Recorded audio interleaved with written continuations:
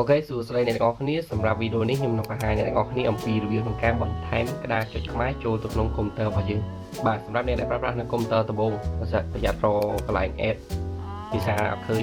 អញ្ចឹងសម្រាប់អ្នកដែលប្រើប្រាស់ដំបូងបាទយើងចូលមកគឺយើងប្រើប្រាស់បានតែក្តារចុចដែលជាភាសាអង់គ្លេសអញ្ចឹងយើងវាយអង់គ្លេសបានប៉ុន្តែយើងអាច switch ទៅរកភាសាខ្មែរបានទេដោយសារយើងបានបន្ថែមអញ្ចឹងបើសិនជាយើងអត់ដឹងពីរបៀបក្នុងការបន្ថែមយ៉ាងម៉េចអញ្ចឹងអ្នកទាំងអស់គ្នាអាចតាមដានជាមួយខ្ញុំក្នុងវីដេអូនេះខ្ញុំប្រាប់អ្នកទាំងអស់គ្នាពីរបៀបក្នុងការបន្ថែមភាសាខ្មែរដាក់ចូលនៅក្នុងក្តារចុចកុំព្យូទ័ររបស់យើងបាទ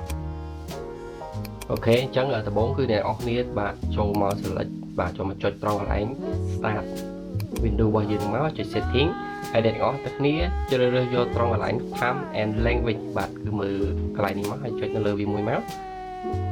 បាទកន្លែងនេះគឺអ្នកទាំងអស់គ្នាត្រូវបាទពិនិត្យមើលខាងក្រោមនេះចុចត្រង់កន្លែង language អូខេរួចរាល់គឺវានាំអ្នកនរគ្នាមកកាន់ត្រង់កន្លែងភាសាអញ្ចឹងកន្លែងនេះគឺវាមានតែភាសាអង់គ្លេសតែមួយឃើញទេគឺវាក្តារចុចកន្លែងហ្នឹងគឺក្តារចុចដែលជាភាសាអង់គ្លេសគឺមានតែមួយទេអញ្ចឹងយើងធ្វើយ៉ាងម៉េចដើម្បីបន្ថែមភាសាខ្មែរបាទឥឡូវខ្ញុំសូមបង្ហាញអ្នកនរគ្នាខ្លះសិននៅក្នុងនេះអញ្ចឹងអានេះយើងតដល់ពេលធ្វើតែគ្រាន់តែខ្ញុំបង្ហាញអ្នកនរគ្នាថានៅក្នុងហ្នឹងគឺវាមានតែភាសាអង់គ្លេសតែមួយតែប៉ុណ្ណោះព្រោះថាយើងអត់បានបន្ថែមនៅភាសាផ្សេងទៀតចូលអញ្ចឹងវាមានតែមួយហ្នឹងទេគឺភាសាអង់គ្លេសបាទអញ្ចឹងយើងចង់ចុច Alt Shift ក៏វាអត់ទៅដែរគឺនៅតែភាសាអង់គ្លេសតែមួយនឹងដែរទេអូខេអញ្ចឹង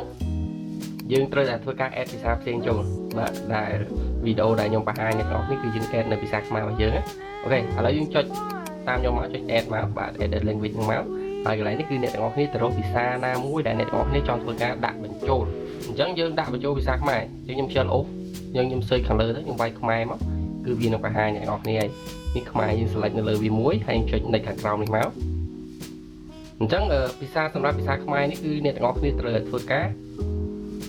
install មានន័យថាយើងអត់តបានតម្លើងភាសាខ្មែរ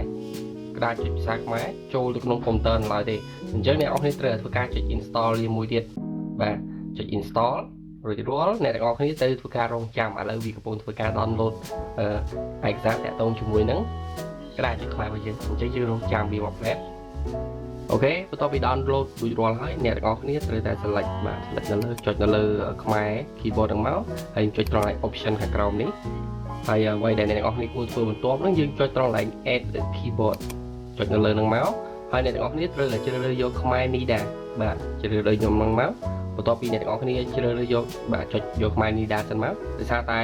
ខ្មែរ NIDA គឺយើងស្រួលក្នុងការប្រើប្រាស់ច្រើនជាងអញ្ចឹងខ្ញុំសូមណែនាំឲ្យអ្នកទាំងអស់គ្នាប្រើប្រាស់នៅខ្មែរ NIDA ហើយយើងលុបចេញនៅ